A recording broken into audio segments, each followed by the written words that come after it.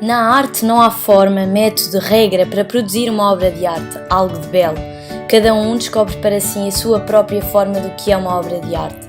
Na crítica, e onde Platão há poesia, a atividade dos poetas não é uma proficiência, não há regra nem forma. Para os gregos, os poetas para serem poetas não seguiam regra alguma. Segundo André Comte-Sponville, espiritualidade é a abertura para o ilimitado, o reconhecimento de sermos seres relativos, abertos para o absoluto, uma dimensão misteriosa e ilimitada da existência, uma dimensão não necessariamente explicável religiosamente nem intelectualmente, uma espiritualidade sem Deus, ateísta. Para Sócrates, a pergunta seria: o que é isto da questão humana? Pergunta à qual responderia: a busca do sentido da vida. Como é que se busca o sentido da vida? Dando à luz a nossa verdade e voz interior, aquilo que o homem é, impelindo-nos a responder à épica proposta: conhece-te a ti mesmo. Sendo assim, para mim, qual é a investigação mais digna de todas? Para isso, talvez me tivesse de parar um pouco mais seriamente com as questões propostas por Sócrates, mas não é isso que aqui vou fazer convosco. Ainda estão comigo? Todos temos as nossas paralisias a que nos encostamos em vez de andar para a frente. Paralisia é tudo aquilo que nos impede de avançarmos. Que coisas são essas que nos paralisam e nos afastam da felicidade? Basta completar a frase: como eu seria feliz se não fosse? Muitas vezes, em relação às coisas que nos fazem sofrer e nos paralisam, estamos à espera de soluções exteriores que nos resolvam o problema. É difícil convencer-nos de que os verdadeiros problemas e as verdadeiras paralisias que impedem a felicidade são interiores. É possível viver-se feliz, mesmo com grandes limitações exteriores, se interiormente estivermos bem centrados.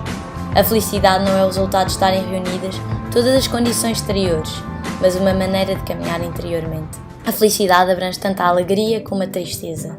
Facilmente nos habituamos às coisas como elas são ou estão, e nem pensamos como poderiam ser para serem melhores.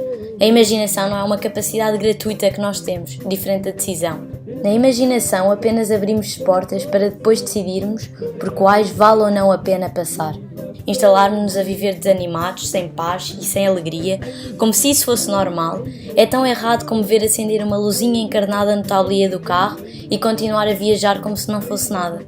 O desânimo, em particular, é sinal de algo que não está bem. Não vos preocupais quanto à vossa vida com o que haveis de comer, nem quanto ao vosso corpo com o que haveis de vestir, pois a vida é mais que o alimento e o corpo mais que o vestuário. Jesus não diz para não nos ocuparmos, de trabalhar, de arranjar comida, de comprar roupa, de fazer um seguro. Ele diz para não nos preocuparmos. E preocupar-se etimologicamente significa andarmos ansiosamente aflitos com o futuro. Muitas vezes é isto que fazemos, sofremos por antecipação problemas imaginários do dia de amanhã. Há que viver o presente de coração seguro, firme e confiante, não retirando importância aos bens da vida. Quem procura primeiro esta segurança, trabalha, vai às compras, consulta extratos bancários, boletins clínicos como todas as outras pessoas, mas faz isto de outro modo. Não absolutiza nem fica dependente destes mesmos bens, porque uma coisa é estar afetivamente ligado e outra é estar dependente. A dependência traduz-se na frase: não posso viver sem ti. Não posso viver sem ti, por exemplo, é a definição de dependência afetiva, não de amor. O amor é uma coisa diferente. Poderia viver sem ti, mas quero viver contigo. As relações mais felizes são normalmente aquelas em que as pessoas estão muito ligadas, mas ao mesmo tempo bem centradas no essencial e não uma na outra. Por que não progredimos mais na vida espiritual? A vida espiritual tem que ver com tudo, com a maneira de estar no trabalho, com o que fazemos com o tempo, com o dinheiro, com a afetividade, tem a ver com a qualidade das nossas relações, com os nossos sonhos para o futuro, tem a ver com tudo. Por vezes temos a sensação de estarmos a marcar passo, sem sairmos do mesmo sítio, de não evoluirmos ou até de estarmos a regredir. Medir crescimento na vida espiritual não é uma tarefa fácil. Sobretudo, temos de ter cuidado em não julgar o crescimento pelos sentimentos. Como se faz para ter espaço para o essencial? Faz-se o mesmo que faríamos para ter espaço para uma nova pessoa na nossa vida. Abdica-se de outras coisas. Se der tempo e fizer sentido, vai. Se não der tempo ou não fizer sentido, não vás, abdica. É libertar-nos de nós mesmos e do egoísmo do nosso eu intrínseco um dos verdadeiros desafios do nosso dia-a-dia. Focarmos-nos, aprendermos a refletir, praticarmos um exercício de introspeção, mudarmos de esquemas mentais, interiorizarmos aquilo que nós somos e exteriorizarmos aquilo que gostaríamos de ser. Por vezes, pensamos demais e por isso agimos de menos, ou questionamos demais e confundimos o simples e objetivo. Há que aceitar as nossas limitações enquanto seres humanos. Tudo bem que somos seres racionais, mas há muito que não está no nosso plano de conhecimento e compreensão. A vida é toda ela cheia de paradoxos. Não reagir sob pressão, a quente, por impulso, mas a partir da consciência não é fácil. Muitas vezes é isso que nos falta, um espaço de distância e de liberdade interior que nos permita agir e não apenas reagir. Porque frequentemente somos ultrapassados pelos nossos impulsos e, quando caímos na conta, já dissemos a palavra que não queríamos ter dito, já aceitámos o convite que não devíamos ter aceito, já estamos onde não queríamos estar. O Papa Francisco falou da globalização da indiferença. Somos bombardeados por tantas imagens de sofrimento e há tanto fingimento em pessoas que pedem ajuda que nós, por vezes, acabamos por ficar insensíveis, indiferentes.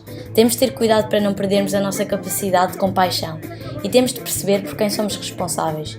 Não somos responsáveis pelo mundo inteiro, mas certamente somos responsáveis por pessoas que nos cruzaram o caminho. Raramente as necessidades dos outros vêm numa hora que não nos atrapalha. Por vezes achamos que a defesa de determinados valores nos dá direito a criticar pessoas, como se conhecêssemos as suas motivações mais profundas, a consciência do que fazem, as hipóteses que de facto teriam para fazer diferente. Criticar comportamentos, ações, é diferente de criticar pessoas. Não conheço o interior da pessoa que via roubar e provavelmente nem conheço as circunstâncias da sua vida. Pode ter um filho com fome em casa e não ter dinheiro. Pode ter metido o artigo na algibeira por distração. Pode estar a passar uma crise tão grande que nem sabe distinguir o bem do mal. Então roubar passa a ser certo? Não. Roubar em si é mau. Mas aquele ato concreto daquela pessoa concreta não tenho meios de o avaliar moralmente. Se recebemos mais, formação, família, oportunidades de crescimento, bons exemplos, valores, amigos, não foi para nos acharmos superiores, quanto muito para podermos dar mais e sermos mais exigentes connosco mesmos. As coisas mais importantes na vida não se podem provar, mas acreditamos nelas por sinais que nos dão credibilidade que o caminho é por aí. Um marido nunca poderá provar que a sua mulher o ama verdadeiramente, que não é tudo uma farsa desde o início, mas certamente terá muitos sinais que lhe dão confiança na sinceridade do amor, mesmo não entendendo todas as suas reações. Pensar mais além e tirar conclusões que nem a razão pode alcançar implica dar passos maiores do que as nossas pernas, por braços invisíveis que nos pedem confiança e abandono. A fé não é irracional, mas vai mais longe do que a razão sozinha consegue ir. Mistério significa realidade insondável. Traduzindo em português corrente, indica aquela realidade que, por mais que se conheça, sempre nos escapa. Tem a riqueza de uma mina, de um poço sem fundo. É nesse sentido que dizemos o amor é mistério. A pessoa humana é um mistério, porque se pode sempre ir mais longe na sua compreensão e vivência.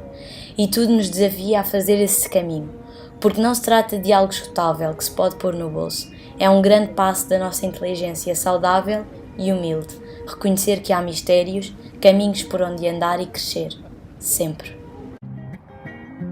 Perguntar porquê, sem mais, entala-nos numa racionalidade desligada do amor, esquecendo o onde, o como e o para quê. É urgente ver o que devemos fazer para sermos o que queremos ser. Analisar e descobrir as causas pode esclarecer a situação, mas depois de saber todos os porquês, que são sempre muitos, está tudo por fazer.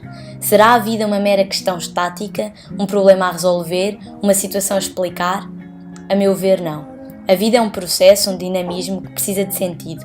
Não é um problema, põe problemas. Diante de uma criança, não interessa muito perguntar porquê é que nasceu. O importante é perceber o que vamos fazer com ela, o que lhe queremos dar, como se educa. Há muito sofrimento para além do físico. A pergunta errada é porquê a mim e àquele agora? A pergunta a fazer será sempre como crescer com isto, como aceitar, integrar e tirar proveito, como transformar as feridas em bênçãos. Estar em discernimento é responsabilizarmos-nos, escutarmos, ponderarmos, decidirmos melhor em vez de sermos meros assistentes. Não pede que escolhamos pelo que apetece, ou pelo que toda a gente faz, ou pelo que dá dinheiro, mas decide o que traz melhores frutos, mais urgentes, mais universais, mais necessários. Em cada opção experimentamos a tensão entre o querer e o apetecer. Há coisas que se perdem para ganhar outras. Aliás, a vida é perder para ganhar. Se não perco o infantil que há em mim, não chega a adulto. A nossa vida não tem solução, tem processos, grandezas e misérias, vivências que se podem trabalhar. Aliás, seria um grande erro andar à procura da solução, como se nós fôssemos um problema.